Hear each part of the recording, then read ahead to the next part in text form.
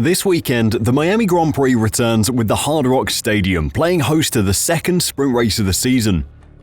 Last season's race featured the fourth most overtakes in the season, so fans will be hoping for an exciting weekend.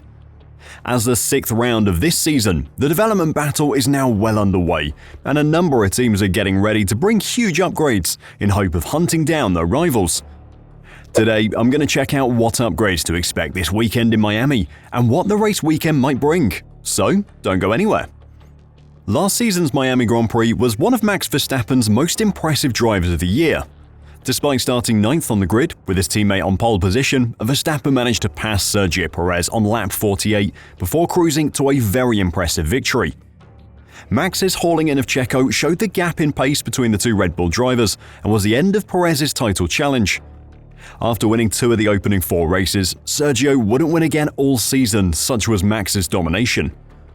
This year, a title challenge from Sergio Perez looks even less likely, and anything other than a repeat of last year's 1-2 looks almost impossible. However, the rest of the grid is hunting down Red Bull, and with Adrian Newey now stepping away from the F1 team, the likes of Ferrari and McLaren will fancy their chances of closing the gap far quicker than expected. To add to the excitement of the weekend, the weather forecast doesn't look good.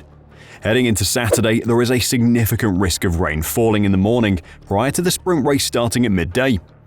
While forecasts do not expect rain during the sprint race or the following Grand Prix qualifying session, there is a chance that the track could still be drying from earlier rain when the lights go out.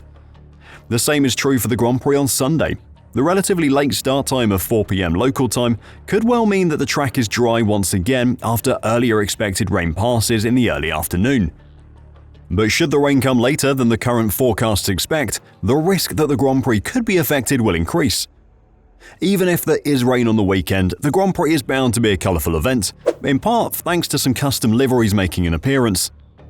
Ferrari have revealed the special livery they will run on their F1 cars at this weekend's Miami Grand Prix. The Italian outfit have added shades of blue to their famous distinctive red colour scheme to celebrate their history in the United States. Charles Leclerc and Carlos Sainz will race in blue overalls for the weekend, as well as using special helmet designs, and the garage team also have custom uniforms. The car will also feature their new title sponsor, Hewlett-Packard. V-Carb will be joining them with a one-off livery for the weekend. Adopting a rainbow color scheme for the car, the new design channels inspiration from the Cash App Visa Chameleon card, as well as the vibrant colors that are often associated with Miami. Visa are also offering discounts on the card and exclusive discounts at the race weekend, creating one of the more comprehensive marketing schemes seen in Formula One. However, it is the other Red Bull team that will be getting the most attention in Miami. With Adrian Newey's exit from the team now confirmed, and Max Verstappen's desire to continue at the team coming into question because of comments from his dad, things at Red Bull have never looked worse despite their position in both championships. Ex-Formula One driver Ralf Schumacher went as far as to say that the announcement of Newey's departure means Max Verstappen is certain to leave Red Bull in the near future. While Christian Horner will be worrying about what is happening within his team, the larger threat is starting to loom outside of it.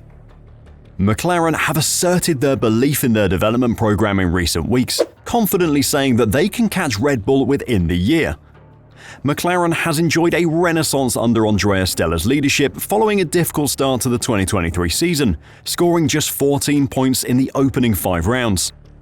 Since then, though, their development rate has been astonishing, and in the first 5 races this season, they've managed to score 96 points, 82 more than last year. Stella explained before the Miami Grand Prix that the focus for his technical department was on maintaining that rate of development, and if it does so, he believes McLaren can realistically battle against Red Bull for honours in 2025. I think overall, if we take the 12-month period, we've developed more than anybody else. I think Red Bull did not develop very much last year. Clearly, they were working quite a lot in the background because they innovated the car dramatically, Stella reflected.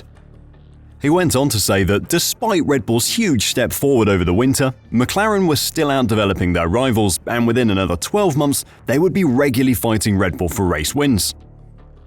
In Miami, the team is introducing their first major upgrade package of 2024. This upgrade will not be as big as the two that we had delivered last year in Austria and Singapore, but it should be a decent step. It should be noticeable. If things correlate with our expectation, with the wind tunnel numbers for instance, and with the computer simulation, it's always a big if. Because, even if the hit rate of this correlation has been good over the last 12 months, there's always possible surprises. McLaren's main weaknesses are long, low-speed corners, tyre degradation, and aerodynamic efficiency. These are the three key areas that the team tried to address last winter but are still prevalent on its 2024 car, with its Miami updates a first attempt at mitigating them further. The team have said that the tyre degradation problem is going to be the aim of the upgrades, which will help both drivers push much harder over a race distance, especially during the sprint race, where a pit stop is a guarantee of a last-place finish. A team who have not had as much success with their upgrades over the past year as McLaren is Mercedes. The Silver Arrows have failed to match the teams around them and have tumbled down the grid as the current technical regulations have gone on. Despite overhauling the car twice now, Mercedes have made little impact on their relative performance, and as a result, are now arguably the fifth fastest team on the grid. Team boss Toto Wolff has often claimed the team are on the brink of taking a big step and unlocking some underlying performance he claims they have, but each time, those promises prove to be untrue. Going into Miami, Lewis Hamilton is enduring his worst ever start to an F1 season, and teammate George Russell has just one top 5 result so far, as the team sit fourth in the Constructors' Championship. Hamilton was clearly frustrated during the Chinese Grand Prix after being knocked out in Q1 and fought hard to finish 9th in the race. The 7-time world champion came on the radio several times about the car's lack of pace when trying to come through the field, and the Shanghai International Circuit highlighted Mercedes' struggles in the long and high-speed corners, where they are hemorrhaging lap time, according to technical director James Allison. Prior to the Miami weekend, Allison revealed the aim for the upgrades the team are bringing. We've got upgrade packages coming to the car, but also components that we hope will rectify the underlying balance that is causing us difficulty. He admitted that Mercedes' biggest problem has been that when they try to make changes to the car via setup tweaks or new upgrades, they unsettle the car and generally lose performance. This was on show at the last Grand Prix in China. After his impressive showing in the sprint race, Lewis Hamilton and his side of the garage made setup tweaks to try and extract more performance from the car. Instead of finding performance though, they completely ruined the setup, lost a load of lap time, and ended up starting 18th on the grid before Lewis spent all of Sunday complaining to his race engineer over the radio. In Miami, they have to be careful to avoid the same thing again.